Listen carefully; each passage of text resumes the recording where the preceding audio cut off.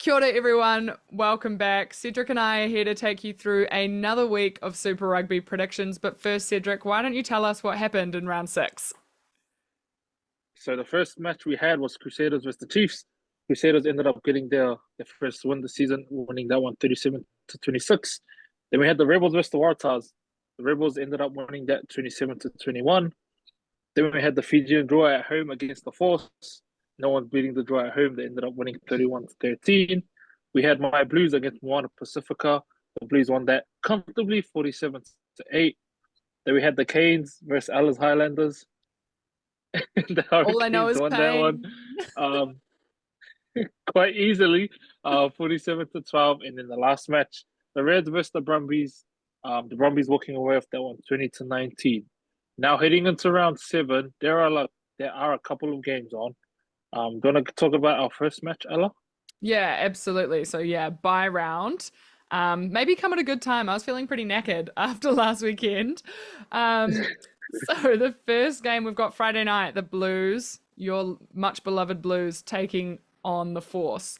I think it would be fair to say, would you agree, Cedric, that the Blues are plagued by injuries this week? Some really notable admissions from the game. Yeah. Omissions, not admissions. Um, yeah, there are a few changes in the back line. I did see they brought Cole Forbes in at 15, and I think he's been their best player so far. Big Especially call. his impact off the bench has been really good for that Blues side. I see that Lucas Cashmore will be making his debut off the bench, and he's bounced around from team to team if you've kept up with him. So he was at the Crusaders. Mm. I didn't think he could have did a like. I didn't think he got a debut game. He was at the Chiefs. Now he's with the Blues, and yeah, he's finally getting his chance. But yeah, a couple of injuries here and there, and yeah, just some new players in that team. How do you think they'll go without Stephen Petafeta? I mean, I know he's been a little bit up and down this season so far, but he's such a staple. Do you think that's going to be hard for them? Uh maybe I did see they decided to run off Harry Plummer at 10. Um, but I think because Plummer's been playing more of like a 12 role, but I think they'll be fine. They have enough power. As you guys know, on paper the Blues probably have the best team.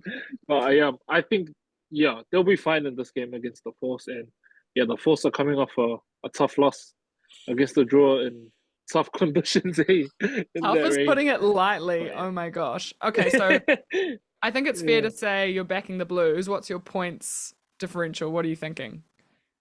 I I got the Blues by 10.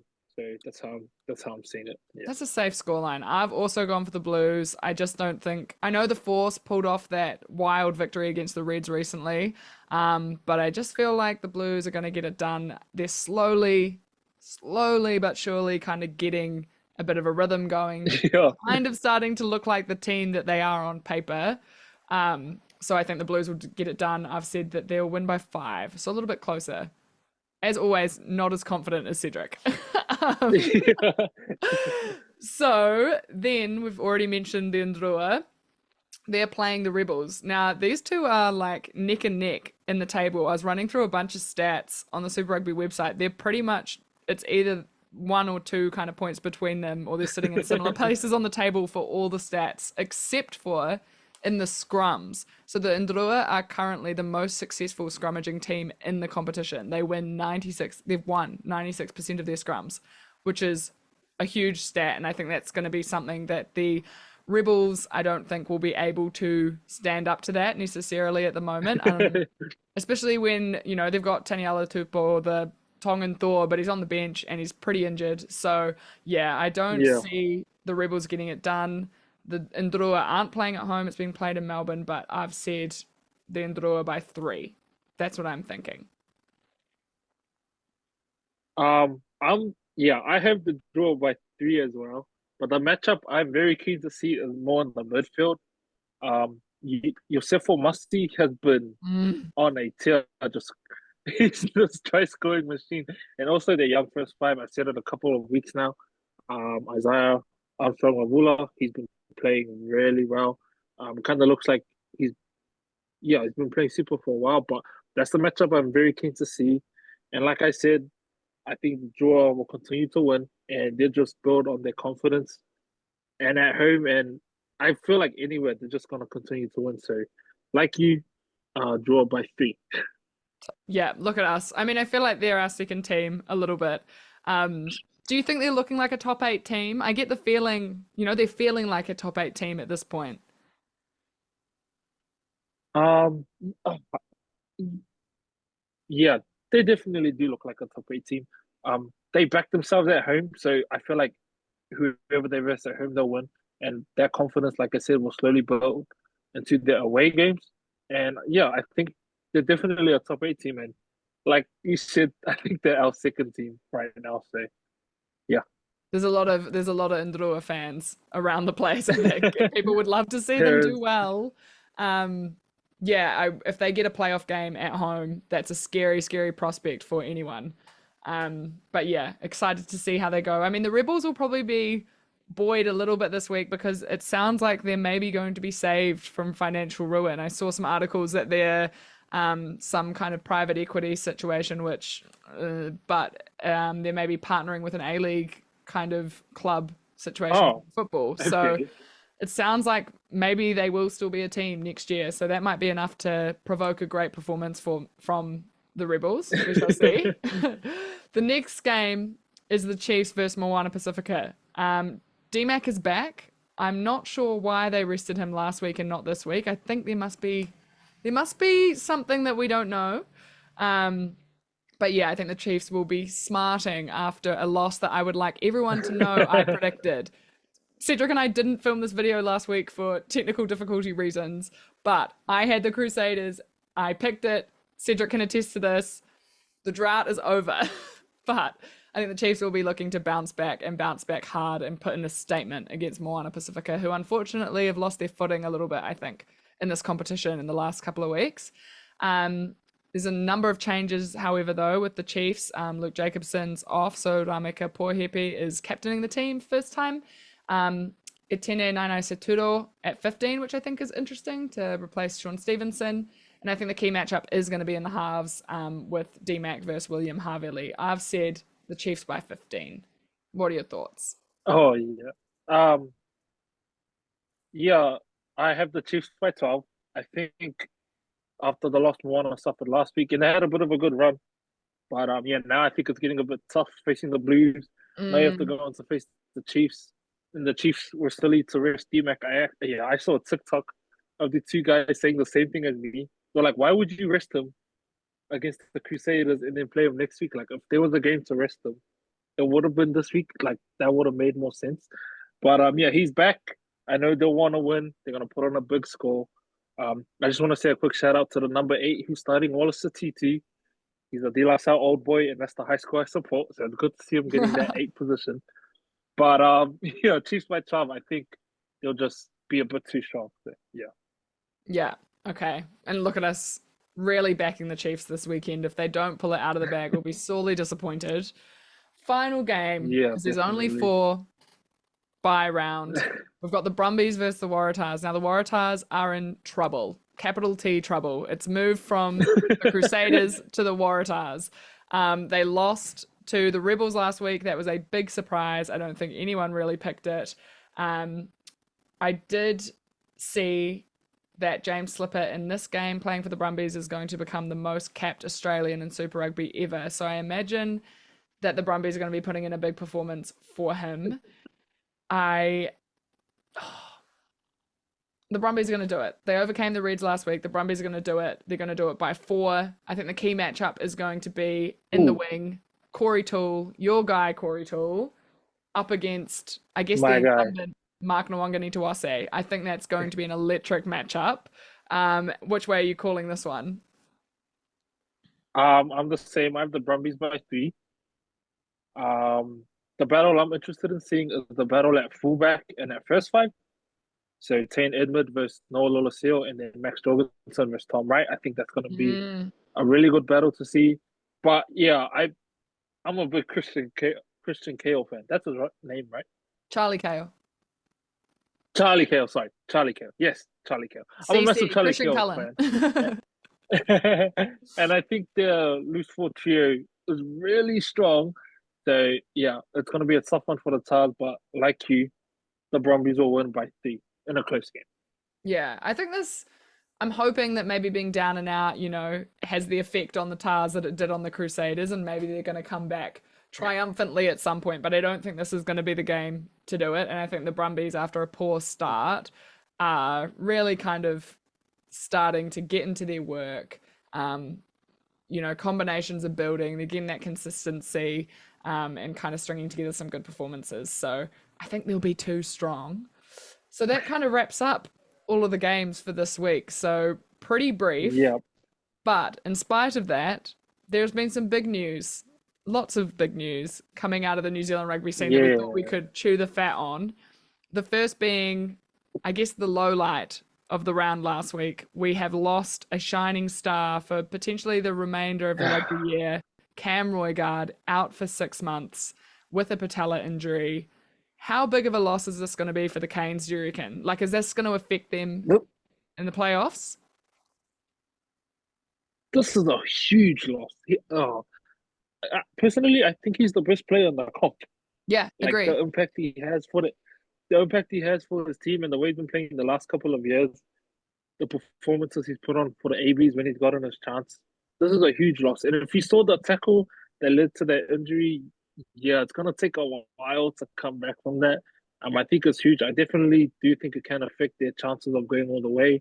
But yeah, it's just a big loss for not only the Hurricanes but New Zealand Rugby 8. That's how I see it. Yeah. Yeah, I think it sucks that we're not going to be able to see him play week on, week off.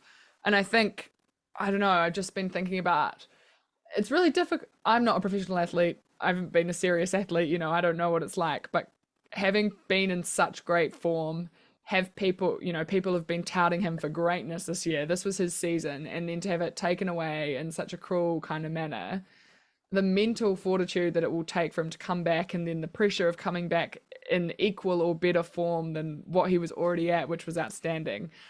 That must be a huge Yeah. battle that he's going to be facing. So I really hope that when he is able to make his way back, he's able to do so in emphatic fashion. But yeah, huge loss. I do think it's crazy that the Hurricanes can lose him and then their replacement is TJ Petinata. Like their depth this season is outrageous. Okay, now one of our greatest, not only locks, but players of all time, Sam Whitelock, has decided to retire at the end of the season. How are we feeling about this, Ella? One, I think this put a big old to all of the rumors about him coming back and being the savior at the whims of Scott Robertson. So he said, no, I am not. I saw him saying that he was like, I would hate someone to come and watch me and be like, oh, that guy, he used to be awesome. So he's got a real good barometer, I think, of knowing when to Okay. stop. He's still playing great rugby by the sounds of it, but if anyone's earned a rest in New Zealand rugby, it's probably Sam Whitelock.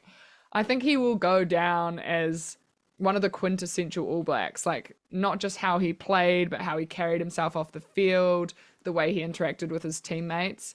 Um, Huge shoes to fill, obviously, alongside Brodie Retallick, who, yeah, just two of the absolute greats. I think it's a big loss, but a well-deserved break. How are you feeling? Are you sad? Not really sad. It's just like you said, if there was one person who really deserved the rest, it was him. He's been playing for however long. But yeah, not sad. I just think yeah, he made the right decision, and for him to be like, he doesn't want people to come and be like, he used to be really good, but that's a great way to be like, okay, now it's time to hang up the boot. But yeah, he's been one of our greatest All Blacks, one of our greatest players. Whenever he was on the field along with Brady, I felt really safe knowing our lineouts and our scrums were pretty secure. So, but no, yeah, but yeah, I think he's retiring at the right time. So, yeah, shout out to Sam Whitelock. Shout out Sam Whitelock, absolutely. And another departure, the scrum doctor, one of our greatest ever coaching minds, Mike Cron, has been snapped up by the Wallabies. We thought seeing Steve Hansen with the Wallabies was bad. Let's try Mike Cron. I'm nervous, to say the least. Oh yeah, I'm just applauding the Wallabies. Joe Schmidt.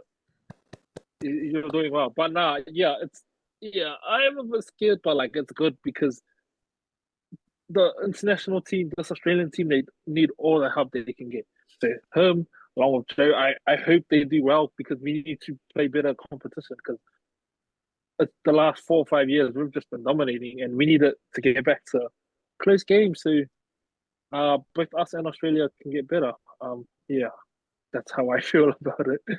I feel like it speaks to the power of Joe Schmidt, right? Like, I feel I was listening to Mike Cron's interview on News Talk ZB, and he was like, I never thought I would be working with Australia, ever. But Joe Schmidt obviously has that much gravitas. He has that much mana, I guess, for people to be like, I want to go and work with him.